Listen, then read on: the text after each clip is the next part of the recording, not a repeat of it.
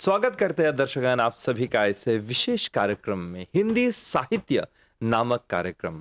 आज का हमारा कार्यक्रम बहुत ही विशेष है क्योंकि आज हम बात करने वाले हैं हाल में ही जो आयोजित किया गया था एक बहुत ही सुंदर एक दिवसीय सेमिनार और इसका शीर्षक रहा है महात्मा गांधी के कालजयी दृष्टिकोण की परिकल्पना।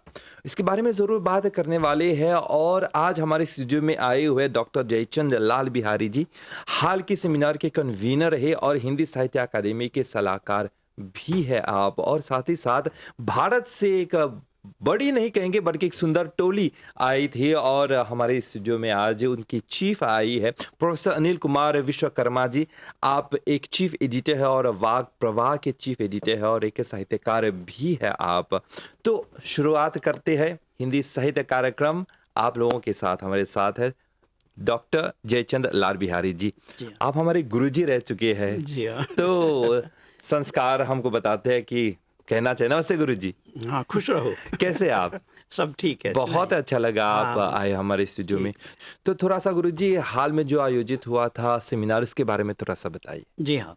अभी जैसे आप ही ने शुरुआत में कहा कि यह एक दिवसीय सेमिनार था, तो वैसे यह विचार कैसे उत्पन्न हुआ। बात यह है कि अनिल विश्वकर्मा जी, इनकी एक योजना है ये अंतर्राष्ट्रीय अवधि अकादमी की कि जो इंडियन डायस्पोरा है, जहाँ जहाँ हम लोग हैं, मतलब इंडियन डायस्पोरा वाले, वहाँ की या वहाँ की न कहेंगे, विश्व में जो ज्वलंत विषय है, जो ज्वलंत समस्याएं हैं, उन पर ये अक्सर सेमिनार आयोजित करते हैं। और शुरुआत हुई है मॉरिशस से। और जैसे कि अभी आपने कहा कि महात्मा गांधी के कालजयी दृष्टिकोण की पुनर्कल्पना 21वीं सदी के परिप्रेक्ष्य में, आजकल आप देख रहे हैं कि विश्व भर में एक तरह से अशांति फैली हुई है। तो महात्मा गांधी की जो ये अहिंसा और जो शांति का जो दर्शन है, इससे ज़्यादा आजकल और क्या प्रासंगिक हो सकता है। तो इसी विषय को लेकर जो है वो आलेख पढ़े गए वहाँ पर, और खुशी की बात है कि विदेशी वक्ताओं के साथ साथ मॉरिशन जो है वक्ता भी रहे वहाँ। तो एक दिवसीय कार्यक्रम रहा। जी हाँ। तो कार्यक्रम की प्रतिक्रिया कैसी रही, लोगों को कैसा लगा कार्यक्रम? मैं बताऊं आपको, यह सेमिनार जो है 2 भागों में हुआ। एक तो उद्घाटन जो सेशन था, उसमें जो हमारे मुख्य जो वक्ता थे या मुख्य अतिथि थे, वे थे श्री शिवपाल सिंह जो है, वो भारत से हैं और वे वहाँ के एक मेंबर ऑफ पार्लियामेंट हैं और वे एक शिक्षाविद हैं। और विशिष्ट अतिथि थी शांति महावीर, डॉक्टर शांति महावीर जो आर्य सभा की अध्यक्षा है वर्तमान में। डॉक्टर गंगू जी रहे, फिर सुंदर जी थे। तो ये जो प्रथम सत्र था, तो इसमें एक तो हम लोगों ने जो वक्ता लोग थे उनको सम्मानित किया और उनके आलेख हम लोगों ने सुने, और आलेख भी महात्मा गांधी जी पर केंद्रित था, उनकी जो अहिंसा दर्शन है। बहुत ही सुंदर। अब बात करेंगे अभी प्रोफेसर अनिल कुमार विश्वकर्मा जी आप से। आप भारत से है और यहाँ पे मॉरिशस में आए हैं इस सेमिनार में भाग लेने के लिए। ये आपकी पहली बार है मॉरिशस में? जी, पहली बार, पहली यात्रा हमारी। तो मॉरिशस आपको कैसा लगा? बहुत अच्छा लगा। इस ठंड के मौसम में? हाँ, नहीं ठंड तो नहीं फील हुआ, जस्ट एंजॉय किया हम लोगों ने इस वेदर को, और बहुत अच्छा लगा। हम लोग घूमे और हम लोग लघु भारत के रूप में हम इसको जानते रहे हैं और बहुत दिनों सुनते रहे कि बहुत सुंदर देश है और पूरी दुनिया से लोग आते हैं। तो हम अपने जो हमारे पूर्वज यहाँ आए थे तो उनसे एक आत्मीय लगाव के लिए हम लोग यहाँ आए। और जब 2018 में विश्व हिंदी सम्मेलन 11वां हुआ था, तभी से हम लोग आना चाहते थे, लेकिन किन्हीं कारणों से हम लोग नहीं आ पाए। तो हम 7 लोग हिंदी से हैं और एजुकेशन डिपार्टमेंट से 2 लोग हैं, हिस्ट्री से 2 लोग हैं। इस तरह से कुल हम लोग 30 लोग आए हैं। 30 लोग आए हैं। हाँ, बस एक बिजनेसमैन है, बाकी सब लोग प्रोफेसर हैं। हिस्ट्री के प्रोफेसर हैं 3, एग्रीकल्चर के प्रोफेसर हैं और समाजशास्त्र के हैं, संस्कृत के 2 प्रोफेसर आए हैं हमारे साथ। तो आपसे एक प्रश्न पूछना चाहूँगा। अभी डॉक्टर जयचंद्र जी ने कहा कि आप लोगों का एक अंतर्राष्ट्रीय अवधि अकेडमी हाँ है जी। जहाँ पे आप लोग काम कर रहे हैं, खासतौर पे जो ज्वलंत समस्याएं चल रही है पूरी दुनिया में। जी तो इस अकेडमी के बारे में थोड़ा सा बताइए, ज्वलंत अवधि। रितेश जी, ये एकेडमी इसका अंतर्राष्ट्रीय अवधि एकेडमी है। हम लोग चूँकि अयोध्या के पास रहते हैं और हमारी बोली अवधि है, तो हमारी जिम्मेदारी है कि अवधि को हम विश्व स्तर पर ले जाएं, जहां जहां भारतीय मूल के लोग रहते हैं। और जो आज विश्व की एक समस्या है, जैसे लाल बिहारी सर ने कहा, गांधी जी यहाँ 1901 में आए थे अफ्रीका से। जब वो लौट रहे थे तो 125 वर्ष चल रहा है, ये 124 पूरा है, 25वां वर्ष लगा हुआ है। तो हम लोगों ने एक मन बनाया अकेडमी की तरफ से कि हमें मॉरिशस जाना है, तो क्यों ना हम अंतर्राष्ट्रीय अवधि अकादमी के तहत एक सेमिनार का आयोजित करें और कुछ विद्वान साथियों को इकट्ठा करें, और यह शुरुआत हम मॉरिशस की धरती पर ही करें। यही प्रश्न मैं पूछना चाहूंगा, तो शुरुआत मॉरिशस से ही क्यों? मॉरिशस इसलिए कि हमें एक तो भाषा की कोई समस्या नहीं होगी, सब हमारे भारतीय लोग हैं और बहुत सारे लोगों से हम यहाँ जुड़े रहे। खासकर हमारे बड़े भाई के रूप में डॉक्टर लालचंद बिहारी लाल जी, और गुरुवर के रूप में हमको हेमराज सुंदर जी से संपर्क हुआ, और धुरंधर जी से हमारा संपर्क बहुत पहले से रहा, तो और के झा जी से हमारा संपर्क। तो हमें लगा कि हमें यहाँ कोई दिक्कत नहीं होगी ऑर्गेनाइज करने में। और अलका धनपत जी से भी मेरा परिचय रहा और झुम्मन जी से भी मेरा परिचय था, तो मुझे लगा कि मैं कार्यक्रम बहुत आसानी से इजी गोइंग में सब कुछ मैं मैनेज कर लूँगा। तो मैंने एक जिम्मेदारी ली और जुड़ते जुड़ते लोगों को मैंने जोड़ा, तो इस तरह 30 लोग हमारे जुड़ गए।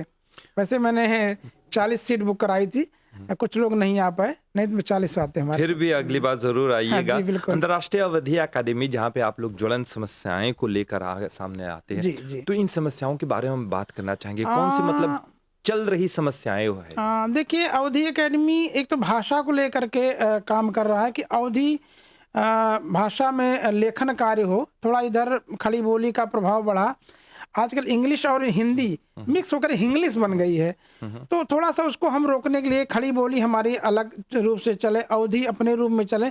अब अवधि के लेखक जैसे थोड़े से कम हो गए हैं, जैसे बंशीधर शुक्ल, रमई काका, इस पैटर्न पर लोग थोड़ा लिखने वाले संस्थाएं चल रही हैं, बहुत सारे मित्र काम कर रहे हैं। एक अभी एक अवध ज्योति पत्रिका है, वो उसका विमोचन हुआ था, तो अभी उसके जो है अतिथि संपादक भी यहाँ प्रोफेसर शैलेंद्र मिश्र जी भी आए हैं।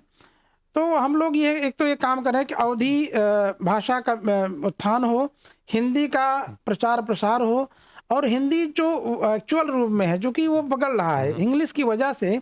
अब भारत में भी हिंदी इंग्लिश जो मीडिया की वजह से, सोशल मीडिया की वजह से अब वो नहीं लिखना चाहते। धन्यवाद नहीं लिखेंगे, इंग्लिश भी बिगड़ रहा, थैंक्स लिखते हैं, THX लिख देते हैं। अच्छा, तो इंग्लिश तो चल जाएगा, लेकिन हमारे यहाँ वो हिंदी बिगड़ रहा है। तो एक तो उस पर है कि कम से कम जहाँ इंडियन डायस्पोरा के लोग हैं, भारतीय मूल के लोग हैं, उस हिंदी को संरक्षित करके रखें, भाषा हमारी, व्याकरण हमारा बिगड़ने ना पावे। क्योंकि संस्कृत में हमारे जो निश्चित व्याकरण है उससे अलग जाने पर चीज़ें बिगड़ जाती हैं। एक प्रश्न मैं डॉक्टर जयचंद्र जी आपसे मैं पूछना चाहूंगा, क्योंकि हम ज्वलंत समस्याओं के बारे में बात कर रहे हैं हिंदी को लेकर, तो अभी राष्ट्रीय मतलब मॉरिशस के परिप्रेक्ष्य में बात करना चाहेंगे। हम जानते हैं कि हिंदी को पढ़ने वाले जो है वो कम हो गए हैं, खासतौर पे बच्चे जो है कॉलेज में देखेंगे वहाँ पे तो अभिभावक से, माँ बाप से पत्र लिखवाते और बोलते हैं कि अब हम हिंदी नहीं पढ़ना चाहेंगे। गुरुजी, आपने समाज को देखा है, दुनिया को देखी है, आपने हिंदी को आपने बढ़ावा दिया है, तो इन समस्याओं का समाधान आपके हिसाब से क्या होना चाहिए? देखिएगा रितेश जी, मैं सोचता हूँ कि ये अभिभावकों पर मतलब हम लोग विशेष काम करना चाहिए, क्योंकि अगर अभिभावक लोग अपने बच्चों को मतलब कन्विंस करें कि नहीं बेटा ये लेना चाहिए, और हम लोगों ने शुरू कर दिया। मैं DAV कॉलेज बोर्ड में भी मैं बैठता हूँ। हम लोग जो है जो PTA का जो है एसोसिएशन, वहाँ उन लोगों को बुलाने को हम लोगों ने सोचा है। और पेरेंट्स मतलब अभिभावकों से हम लोग बात करेंगे, मतलब और उनको मतलब वो कहेंगे कि देखिए आप अपने बच्चों को पढ़ाइए। और हिंदी, कुछ लोग कहते हैं कि हिंदी लेकर क्या करेंगे, मतलब ये उन लोगों का रहता है। लेकिन आजकल जो है हिंदी का भविष्य मैं कहूँगा उज्जवल है मॉरिशस में। ऐसी बात नहीं है, जैसे आप भी हिंदी के बल पर यहाँ आज हाँ, बिल्कुल। वो कर रहे हैं, तो मैं सोचता, और आज भारत से हमारा व्यापार ये बढ़ रहा है इत्यादि। तो इस दृष्टिकोण से मैं सोचता हूँ कि हिंदी अभी भी मतलब जो है प्रासंगिक है, अभी भी हम लोगों को उसके ओर हम लोगों को बढ़ना चाहिए, हमारे बच्चों को प्रेरित करना चाहिए। जो गुरुजी बता रहे हैं उनसे मैं कुछ जोड़ना चाहूँगा कि गुरुजी ने बहुत ही सही कहा है कि उनसे हमने पढ़ा है भी, और हिंदी नहीं होती तो हम यहाँ नहीं बैठते, बल्कि हिंदी के ज़रिए ही हम अपना घर चला रहे हैं। और आप लोग भी हिंदी को अपनाइए। ये मत सोचेगा कि हिंदी आपके लिए क्या कर सकती है, बल्कि ये सोचेगा आप हिंदी के लिए क्या कर सकते हैं। इस तरह से हिंदी की जो भाषा है वो आगे बढ़ेगी, और हिंदी के साथ साथ उसकी संस्कृति भी आगे बढ़ेगी। लेकिन नहीं तो जैसे हम सब जानते हैं कि भाषा गई तो संस्कृति भी चली जाती है। भारत के बारे में हम जानना चाहेंगे। आजकल की दुनिया में हम देखते हैं कि टेक्नोलॉजी का बोलबाला चल रहा है, तो क्या टेक्नोलॉजी के आने से हिंदी का कोई नुकसान हो रहा है? टेक्नोलॉजी से हिंदी का नुकसान नहीं हो रहा है, इजी गोइंग हो गया है। अभी हम लोगों के यहाँ भारतवर्ष में मेडिकल की पढ़ाई, इंजीनियरिंग की पढ़ाई, भोपाल में तो मेडिकल की पढ़ाई शुरू हो गई है, उत्तर प्रदेश में भी मेडिकल की पढ़ाई शुरू हो गई है। अब ये जब से 2014 में हमारे माननीय प्रधानमंत्री नरेंद्र मोदी जी ने ये NEP 2020 लागू किया है, तो बहुत तेज़ी से जो हम लोग जापान के पैटर्न पर उसको लागू करें कि हम अपनी भाषा में सारा काम करेंगे। मेडिकल की पढ़ाई, इंजीनियरिंग की पढ़ाई बहुत दिनों तक चलता रहा कि भाई विज्ञान की भाषा हिंदी नहीं हो सकती, लेकिन ये एक सोच थी। आज चीन है, जापान है, अपनी भाषा की बदौलत सारा कुछ कर रहे हैं। तो अब ये हमारे भारतवर्ष में भी हो गया है कि हम हिंदी की बदौलत सारा कुछ कर लेंगे। एक प्रश्न जो आपका था कि हिंदी बच्चे क्यों नहीं ले रहे हैं, तो उसके पीछे एक है कि रोजगार परक हिंदी। अब हम लोगों के यहाँ भी पहले से भी चल रहा, पत्रकारिता का माध्यम, अनुवाद का माध्यम, बैंक में भी हिंदी के अधिकारी रखे जाते हैं। पूरा हमारी industry, Mumbai industry, film industry पूरी हिंदी पर ही निर्भर है। भोजपुरी भी एक बोली है, अब भाषा के रूप में उसका एक अलग फिल्म इंडस्ट्री बन रही है। तो ऐसा नहीं है, एक सोच हो गया, अंग्रेजी इतनी ज़्यादा व्याप्त हो गई, एक लंबे समय तक अंग्रेजी का बढ़ावा रहा। लेकिन अब जो मल्टीनेशनल कंपनियां हैं, दुनिया के लगभग 30 देशों में हिंदी पढ़ी और पढ़ाई जा रही है, क्योंकि आज हिंदी बाजार की भाषा हो गई है। अगर बाजार में, अगर अमेरिका को अपना प्रोडक्ट बेचना, हिंदुस्तान में बेचना है, तो उन्हें अपने CEOs को, अपने वर्कर्स को, अपने जो भी उनके मतलब जो इसका व्यापार करते हैं, उन्हें हिंदी सिखानी पड़ रही है। तो अब हिंदी टीचर्स की मांग बढ़ रही है। और अभी हमारे दुबई में कुछ मित्र, तो उनसे बातचीत, उन्होंने कहा कि सर वहाँ एजुकेशन के टीचर और हिंदी पढ़ाने वाले टीचर बहुत डिमांड है, क्योंकि प्रोडक्ट को बेचने के लिए समस्या हो रही है। क्योंकि भारत एक विशाल देश है, करीब 1 करोड़ 20 लाख की आबादी हमारी है, करीब लगभग 1.5 करोड़ के आसपास गणना में हो रही है। तो इतने, और पूरी दुनिया में है, पूरी दुनिया के हर कंट्री में है, तो प्रोडक्ट को बेचने में उनको ज़रूरत रहती है। अगर हमारी भाषा में किसी चीज़ का विज्ञापन होता है तो हम उसको जल्दी एक्सेप्ट कर लेते हैं। आपकी बातों के साथ साथ एक और बात मैं जोड़ना चाहूँगा कि ये हिंदी व्यवसाय की भाषा बननी चाहिए। मैं आपको एक बात बताऊं कि यहीं पे मॉरिशस में एक किसी से मुलाकात हुई थी, तो वो हिंदी भाषी नहीं और हिंदू धर्म की नहीं है, लेकिन फिर भी योगा करती है। जी, उन्होंने कहा कि मुझको हिंदी सीखना है, क्योंकि योगा के जरिए बहुत सारे शब्द ऐसे आते हैं जो संस्कृत के है, हिंदी के है, वो उनकी समझ में नहीं आती। उनको हिंदी सीखनी है ताकि योगा अच्छी तरह से वह सीख सके। आप लोग साथ देते रहिए। हम बात कर रहे हैं हिंदी साहित्य के बारे में, जो हिंदी साहित्य जो है एक व्यापक रूप ले चुका है, ना सिर्फ मॉरिशस से हिंदी साहित्य बल्कि विश्व की हिंदी साहित्य के बारे में बात कर रहे हैं। हाल में ही जो सेमिनार हुआ था, 1 दिवसीय सेमिनार, जहां पे कई भागीदारियों ने भाग लिया था, हिंदी साहित्य अकादमी द्वारा और अन्य संस्थाओं द्वारा महात्मा गांधी के कालजयी दृष्टिकोण की परिकल्पना विषय रहा था। और हमारे साथ है प्रोफेसर RP पाठक, मतलब मतलब रमेश प्रसाद पाठक जी, आप हेड ऑफ डीन है faculty of education Shri Lal Bahadur Shastri national Sanskrit university new Delhi से। आपका हम स्वागत करते हैं सर, नमस्कार। नमस्कार। और डॉक्टर जयचंद लाल बिहारी जी, आप है हमारे साथ, एक बार फिर से नमस्कार आपको भी। तो हम अपनी जो भेंट वार्ता है वो जारी रखें, इंटरव्यू जो जारी रखें आपके साथ। आपका भी पहली बार है मॉरिशस में? हाँ, मॉरिशस में मेरा भी प्रथम बार आगमन हुआ और इसका सब कुछ श्रेय प्रेय हमारे प्रोफेसर अनिल विश्वकर्मा जी को हो। इन्होंने ही हमें कहा कि मॉरिशस चलना है, एक सेमिनार गोष्ठी में आपको 20 वक्तव्य देना है। तो मुझे इन्होंने की नोट स्पीकर, जैसे आचार्य जी ने कहा, इस सेमिनार में मुझे इन्होंने की नोट स्पीकर का दायित्व दिया था और मुझे शीर्षक टॉपिक दिया था कि भारतीय ज्ञान परंपरा आर्य समाज में जो आईटी है इस पर आपको बोलना है और गांधी जी के भी बारे में। बहुत ही तो पहला जो सत्र हुआ था, जिसके इस पूरा कन्वीनर हमारे बैठे हैं आदरणीय जी, तो उस पूरे सेमिनार में जो 20 वक्तव्य जो पहला जो की नोट था वो हमने ही दिया था।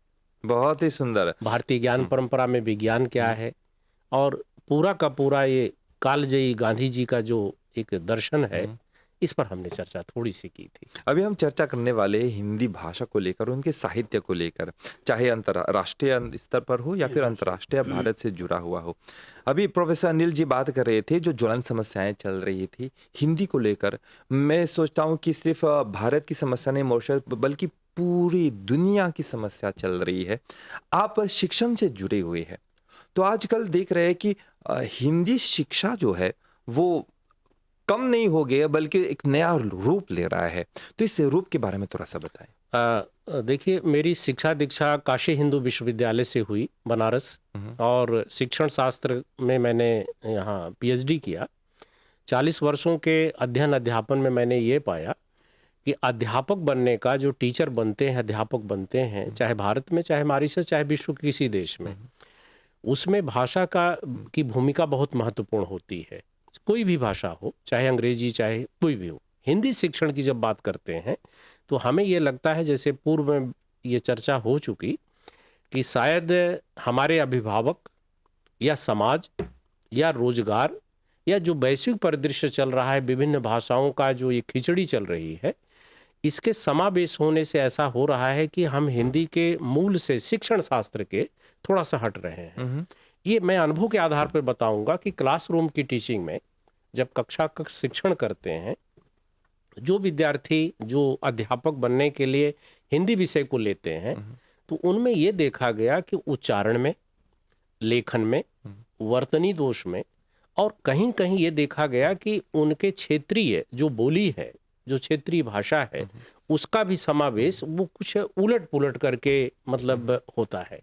तो हम अध्यापकों का दायित्व ये बनता है, चाहे भारत हो चाहे मॉरिशस हो, जो हिंदी शिक्षण कर रहे हैं उनका यह दायित्व होता है कि भाषा विज्ञान, उच्चारण, वर्तनी दोष, इन पर विशेष ध्यान दें। क्योंकि हिंदी जो है, हिंदी का अस्तित्व, हिंदी भाषा का और हिंदी शिक्षण का सहजता, सरलता और सरसता के साथ है। अगर ये नहीं है तो हमारे व्यक्तित्व में भी नहीं आएगा, हमारे शिक्षण में भी नहीं आएगा। हम कैसे तुलना करेंगे कि वैश्विक परिदृश्य में हिंदी साहित्य जीवित रहे, हिंदी शिक्षण की सरसता बनी रहे, और जो मीडिया का, जो टेक्नोलॉजी का समावेश हो रहा है, निश्चित है कि इससे इसकी श्रीवृद्धि हो रही है। लेकिन अपने मूल से न हटे, हम अपने जड़ों से हम न कटें। इसीलिए भारत सरकार ने, मैं वहाँ की एक नई शिक्षा नीति बनी हमारे राष्ट्रीय परिदृश्य में, राष्ट्रीय शिक्षा नीति 2020, मुझे सौभाग्य मिला, मैं उसकी एक सब समिति में था कि शिक्षा को वहाँ पर मानव संसाधन विकास मंत्रालय कर दिया गया था। फिर ये कहा गया कि नहीं, शिक्षा मानव संसाधन कैसे हो सकती है, ह्यूमन रिसोर्स डेवलपमेंट शिक्षा, तो वो खैर वो बनी। एक बहुत अच्छी बात आई है, मुझे लगता है कि भारत से मॉरिशस को भी इससे सीखना तो मैं नहीं कहूँगा, बल्कि अनुकरण करने की बात है। उसमें एक मल्टी डिसिप्लिनरी की बात कही गई, बहुभाषिकता की बात कही गई। कोई भी देश दुनिया का, चाहे मॉरिशस हो चाहे भारत, मेरा कहने का मतलब दो ही देशों के बीच में है, अगर हमारा उत्थान होगा, हमारा डेवलपमेंट होगा, हमारी प्रोग्रेस होगा, अगर शिखर तक पहुंचना है तो हम अपनी जड़ों से अगर कटेंगे तो नहीं पहुंच पाएंगे। हमारी जड़ में हमारी माँ है, मातृभूमि है और मातृभाषा है, मातृबोली है। और उस मातृबोली में जिसमें हमारी प्रार्थना है, जिसमें हमारी साधना है, जिसमें हमारी आराधना है, हम अर्चना है सनातन परंपरा में, तो उस सनातन परंपरा का जो मूल है, श्रेय प्रेय देववाणी संस्कृत है और हमारी हिंदी है। तो आपके कहने का मतलब ये है कि अगर हिंदी शिक्षण को आगे बढ़ावा देना है, हिंदी शिक्षण जो है बच्चों को देना है, बच्चों को सिखाना है, तो पहले अध्यापकों में ये जो संस्कृति है, जो मूल है, जो जड़ है, उसको जागृत करना है। बिल्कुल सही। तो जयचंद जी, एक प्रश्न मैं अब आपसे पूछना चाहूँगा। अभी हाल में ही एक हिंदी अध्यापिका से मुलाकात हुई। उन्होंने कहा कि समस्या थोड़ी सी बदल गई है, परिस्थिति बदल गई, समस्या नई आ गई है। अब पहले के ज़माने में हिंदी को पढ़ाई जाती थी भोजपुरी के माध्यम से, बाद में जाके अब स्तर क्या हुआ कि हिंदी को पढ़ाई जा रही है किसी अन्य भाषा के माध्यम, जैसे मॉरिशस में क्रियोल तो आम भाषा है, तो क्रियोल के जरिए हिंदी की पढ़ाई हो रही है। क्या ये एक मतलब कह सकते हैं कि हिंदी के भविष्य के लिए सुखद है या फिर कुछ काम करना चाहिए? नहीं, मैं इस पक्ष में नहीं हूँ। अगर हम हिंदी पढ़ा रहे हैं तो हिंदी में व्यवहार करना चाहिए, मतलब एक्सेप्शनली, मतलब अपवाद स्वरूप कहीं कहीं पर जो है हम क्रियोल का सहारा ले सकते हैं, लेकिन सामान्य रूप से हमें हिंदी ही में मतलब व्यवहार करना चाहिए, बच्चों से डायलॉग करना चाहिए। और देखिएगा, अगर हम लोग बच्चों को वो एक्सपोजर नहीं दें, प्रभावन नहीं देंगे, तो बच्चे कैसे मतलब हिंदी बोल पाएंगे? ये बात सभी भाषाओं पर लागू होती है कि किसी भी भाषा को हम पढ़ा रहे हैं तो उसी भाषा में बातचीत होनी चाहिए। बिल्कुल, हाँ। जैसे मैंने कहा ना, अगर लास्ट रिजोर्ट, अब देखते हैं कि यहाँ पर कुछ हो रहा है सहायक भाषा के रूप में, बस हाँ, तो लेकिन जो है, और देखिएगा आजकल ये सुविधा है, ये मल्टीमीडिया, तो हम लोगों को मल्टीमीडिया का भरपूर प्रयोग करना चाहिए। अब उच्चारण की बात लेते हैं तो हम लोग जो है, कैसे कोई गाना है, कोई गीत है, वो जहाँ पर मान लीजिए श तालब या श का उच्चारण सही हो रहा है तो हम बच्चों को सुना सकते हैं, तो बच्चे जो है सुनकर वो मतलब पकड़ लेंगे। और फिर जो है हम ये भी करना चाहिए, केवल सुनना नहीं, हम लोगों को बताना चाहिए कि उच्चारण स्थान कहाँ है। अब मान लीजिए तालब या श हो, तो हम लोग बोलेंगे कि जो जीभ है वो तालू को छू रही है, जो दंत या स है वो दांत को जीभ छू रही है। तो ये जो प्रयत्न भी करवाना चाहिए, मतलब उच्चारण स्थान और उच्चारण प्रयत्न, ये सब जो है हम लोगों का। लेकिन गुरुजी ये भी सत्य है कि कई ऐसे गाने आ रहे हैं, मतलब हिंदी को छोड़कर मतलब दूसरे क्षेत्र में, जैसे आज ब्लू है पानी पानी, या फिर कमर तेली बटरफ्लाई वगैरह वगैरह, ये सब, तो उनसे हम कैसे सीख पाएंगे? तो हिंदी शिक्षण को एक स्पिरिचुअल एस्पेक्ट हम दे सकते हैं क्या? हाँ, देखिए, हिंदी शिक्षण को बिल्कुल स्पिरिचुअल एस्पेक्ट्स हम दे सकते हैं। इसके लिए हमारे लिए आवश्यक ये होगा कि हम ऐसे अध्यापक तैयार करें, ऐसे अध्यापक शिक्षक तैयार करें, एक ऐसा वर्ग तैयार करें जो सही रूप से, अगर मिक्सिंग अगर गीत संगीत चल रही है तो क्यों नहीं हम, और जो हमारी बोली है, भोजपुरी है, अवधी है, जैसे हमारे विश्वकर्मा जी ने कहा, हम भोजपुरी को खड़ी बोली के साथ मिक्सिंग करके भी गीत करा सकते हैं। संस्कृत के शब्द, हिंदी के शब्द, हिंदी भाषा, भोजपुरी के शब्द, अवधी के शब्द, बुंदेलखंडी के शब्द, हो सकता है क्रियोल के भी शब्द हम ले लें। लेकिन जैसा कि आचार्य जी ने कहा कि व्यवहार की भाषा जब होगी तो हमें अपना वजूद, क्योंकि माँ तो माँ होती है, माँ सौतेली माँ और माँ में तो फर्क रहेगा हमेशा, हमें ये ध्यान रखने की जरूरत होगी। और भाषा का व्याकरण जो है, हिंदी का जो व्याकरण है, हमें इसको ध्यान रखना पड़ेगा शिक्षण में। बोलने की भाषा, लिखने की भाषा, जीवन जीने की भाषा, कार्य क्षेत्र की भाषा, हमें इसमें सजग रखने की जरूरत होगी। मैं ये समझता हूँ, ये मेरा अपना मंतव्य है, एक समान नहीं चल सकते हैं। बहुत ही सुंदर। अगर आप हिंदी और स्पिरिचुअलिटी के बारे में बात कर रहे हैं तो गुरुजी एक प्रश्न यहाँ पे, मतलब एक ज्वलंत प्रश्न में यहाँ पे रखना चाहता हूँ, सोचने वाली बात होगी। क्या सभी भाषाओं की जननी कहते हैं कि संस्कृत भाषा होती है, तो संस्कृत से लेके हिंदी होती है, मराठी भी होते है, तेलुगु भी, तमिल भी होती है। क्या अगर हम अपने बच्चों को संस्कृत सिखाएं तो लगे हाथ हिंदी और अन्य भारतीय भाषाओं भी सुधर सकती है? बिल्कुल। देखिए, संस्कृत माँ है, वो भारतीय जो भारत यूरोपीय भाषाओं की माँ है वो। तो हमें अगर माँ तक जाना है तो हमें संस्कृत जो है सिखानी चाहिए। और संस्कृत सिखाने से ये भी होगा कि एक तो जब हम लोग प्रार्थना कर रहे हैं कोई, तो हम समझ रहे हैं कि हम मान लीजिए भगवान से कुछ मांग रहे हैं, हम क्या मांग रहे हैं। अगर जो है जिससे कुछ मांग रहे हैं वो हमारी भाषा नहीं समझ रहे हैं तो ये मांगना जो है बेकार हो जाएगा। तो जिससे हम लोग मांग कर रहे हैं उस भाषा में हम लोग मांग करें तो हो सकता है हमारी मांग पूरी होगी। बहुत ही सुंदर। और फिर दूसरी बात ये है, देखिए मॉरिशस सरकार जो है वर्तमान में भोजपुरी के लिए, संस्कृत के लिए, हिंदी के लिए, 3 भारतीय भाषाओं के लिए वो अलाउंस दे रही है।